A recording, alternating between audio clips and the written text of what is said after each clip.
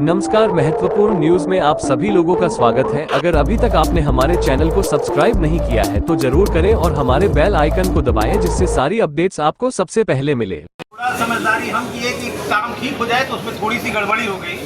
बरहज का जो हम लोगों ने बेनिफिशियरी बनाया है उसमें गलती हो गई है, तो आज इंस्पेक्टर साहब को भेजा है, वहाँ पे गोरखपुर बैठे हैं। तो मेरे ख्याल से आज या कल में वो ठीक हो जाएगा। हम लोग की पूरी प्रक्रिया में हम लोग आ जाएंगे। और आप लोग ये जानते हैं कि प्रदेश में पेमेंट के मामलों में हम लोग शायद 5वां या 6वां जिला रहते हैं। हमेशा कोशिश करते हैं कि सही समय पर, और एक खुशकिस्मती ये है कि फाइल कहीं रुकती नहीं है। मतलब सबसे ज़्यादा देर हमारे यहाँ ही लगता है एडीएम साहब यहाँ पे होके आने के बाद। उसके बाद 2 दिन में परमिशन हम लोगों को एडीएम साहब से और डीएम मैडम से मिल जाता है।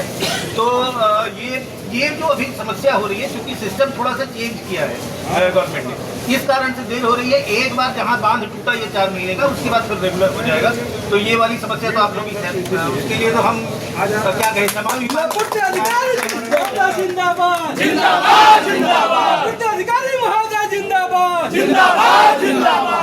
नहीं, कोटेदार एकता जिंदाबाद करिए। देखिए बिल्कुल 1 नंबर पे रहना ही चाहिए। और हाँ, फोन आ रहे हैं, ये हमने इसमें पढ़ा है। और इस बार की स्थिति थोड़ी खराब इसलिए थी कि पीएचएच में 31 लोगों के पास फोन आए हैं, 19 लोगों ने कम राशन की बात कही है। अंत्योदय में 30 में से 3 ही ने कहा कि कम मिला। अंत्योदय में तो ठीक रहा, पीएचएच में थोड़ा वो रहा है। हमारे पास डिटेल आ जाए तो फिर हम लोग आगे देखें क्या होता है, ठीक है। लेकिन एक चीज़ जरूरी है कि जरा आप लोग अपने कार्ड धारकों से थोड़ा संवाद है ना।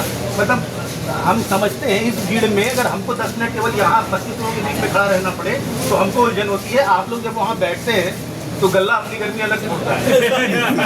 हम समझ रहे हैं उस समय दिक्कत होती है, लेकिन थोड़ा सा संवाद और बन जाए। हालांकि कोटेदार गांव में प्रधान के पैरेलल होता है, इसमें कोई दो राय नहीं। प्रधान आते हैं और जाते हैं।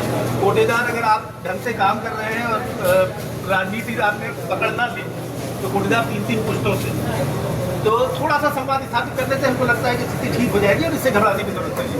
पिछली बार एक आया था चीनी का कि हमको पैसा ज़्यादा ले लिया, वो भी 1 रुपये। जब बदले उसने कहा कि 55 रुपये हमसे ले लिया, तो छोटा हुआ था, उसने अपना एफिडेविट ले लिया, तो उससे कोई दिक्कत नहीं है।